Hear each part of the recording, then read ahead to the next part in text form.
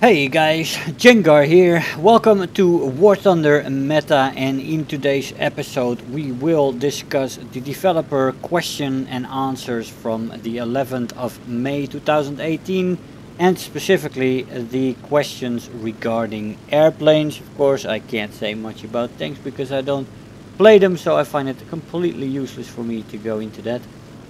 But we'll go into the airplane question. First question was about the three Focke-Wulf 190 A5 models, that they only differ in small ways, and would they consider putting those three models in one model, making every setup available in that one model, and replacing the other two aircraft with either A3, A6, A7 or A9 models.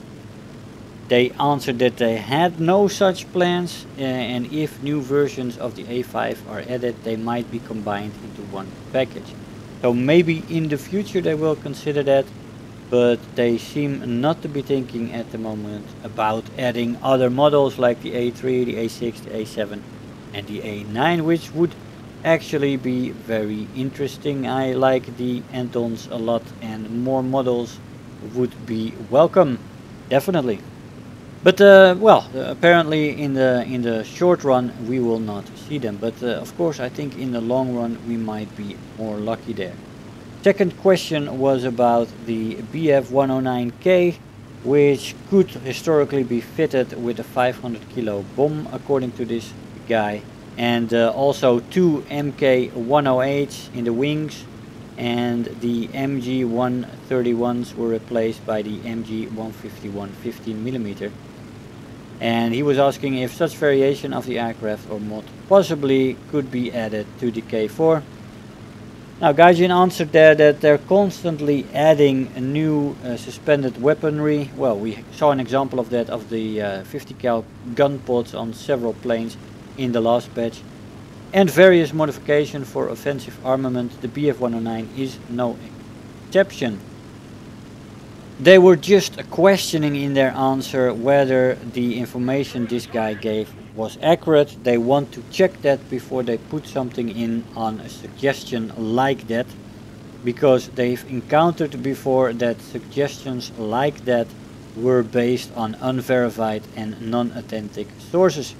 And I guess with a player base that really wants to have realistic planes and realistic setups, they want to check whether it is actually that way. I think that's a good development in a sense. They didn't always used to do that, as there are some planes in the game that don't really exist, like the R2Y2s. But now they seem to be more serious about the realistic part in the game, and will not quickly introduce fantasy aircraft anymore, I would wager, which is a good development. But they also said in this answer that they are looking at new suspended weaponry and various modifications for offensive armaments all the time, and that the 109s would not be an exception. This is basically saying that if things are correct and if information does turn out legit, that they will do such things, and well, that's great. Looking forward to that. They can bring it on. Next question was, do you plan to add Polikarpov's TIS-MA aircraft? Not in the near future, but the USSR had many interesting aircraft that we may well add in the future, like the new Tandem May. Well, they seem to have a big uptick in the adding event planes with the workshop added, and earning them, stuff like that. It seems like they're doing a lot of that kind of events at the moment, and they are adding more and more vehicles in that way, much more than in previous years, which is interesting and something to applaud. I always like new fresh planes. It's lovely to fly them and to discover new stuff. So there is that, and that is good, and they will obviously continue to do that. Not for the particular plane that this question asker was asking for, but well, anything else may come quickly and it is not off the table, so that's good. Now the biggest question in a way that was asked this time was, do you plan to add simple radar for night fighters? It is something that I have talked about before in videos when I was making them about night fighters and how they could implement radar. Of course, they have made simplified radar for ground AA guns, and that is interesting. It's just the way they implemented it is not the way I would have done it with the AB reticle, and I would have done it differently. And I think for aircraft, again, that a different way is needed. An AB reticle on planes is just not a sophisticated way to implement radar in my eyes.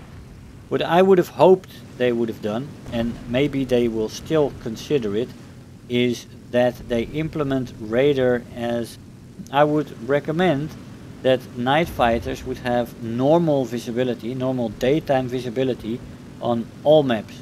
Whether it's with clouds, whether it's with rain, whether it's with mist or with night maps.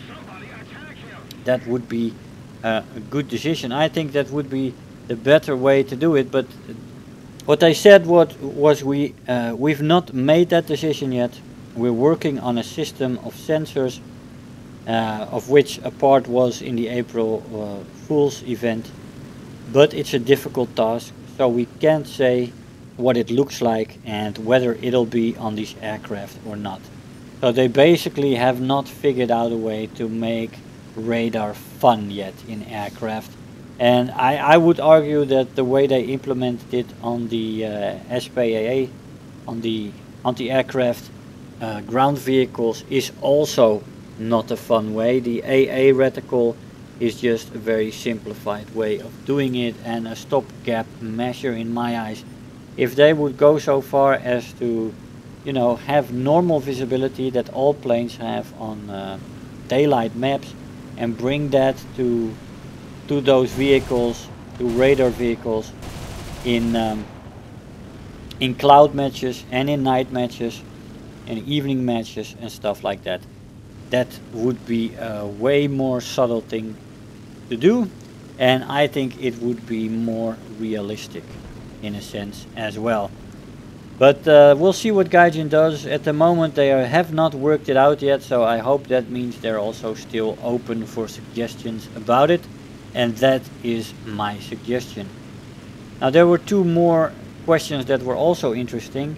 One was about skins for PS4 and when they will implement that. They have no plans for that. I don't understand why that is.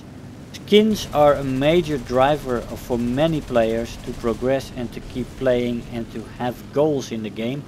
And in other games, especially modern shooters and also games like League of Legends, skins are a driving force not only of revenue but also of cool and hip factor. If you have the newest skin for a character that you like to play, you're cool, you're hip, especially amongst young people who play this game. And the skins, the user created skins, are not available on the PS4. I think they should really look into skins and making them available for a lot more people, even putting a little price tag on it, and you know, it could make the game thrive much more.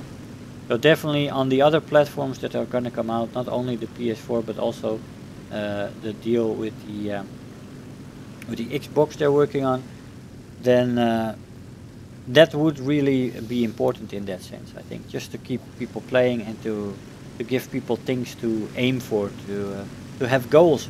So skins definitely should be more on the forefront of Gaijin. They could do much more with that. A last question was about the weather, which we talked a little bit about with the radar as well. Whether why they did not have more matches at the moment with the new weather that they developed. You know, they brought out a great system with rain, mist and all that jazz, and you don't see it that often at the moment come by, unfortunately. And the question was why. Gaijin answered that the probability of it happening is sufficient to what they wanted, and well, I don't know, especially in ground forces rain would be an interesting feature, I guess, especially when it's misty as well, and it could go for a lot of surprises. I don't play it, but it seems fun to me. They could really showcase what they've done more and more. In air, I think it would irritate a lot of people if there were suddenly 1/3 of the matches cloud matches with rain. On the other hand, it could be interesting, and they would have to try it out. Maybe they can tweak it incrementally, just with tiny steps, and see how people are enjoying that weather. I don't know how the experience of rain would be for planes. I haven't seen the rain yet, to be honest, and I think the probability is probably a little too low, because it's already been a while in this patch and I haven't seen it yet. So yeah, hopefully they will let that be shown a little bit more often, so we can all enjoy these new graphical wonders that they have put into the game. Guys, that's it for today. I hope you enjoyed the video. I want to thank you all for watching, and I'll see you guys next time. Bye bye. If you're new here, make sure to hit the subscribe button, become part of this community. If you are already a subscriber, don't forget to like the video, do leave me a comment, and if you really feel like helping out today, make sure to share the video with your friends and let them know about the channel.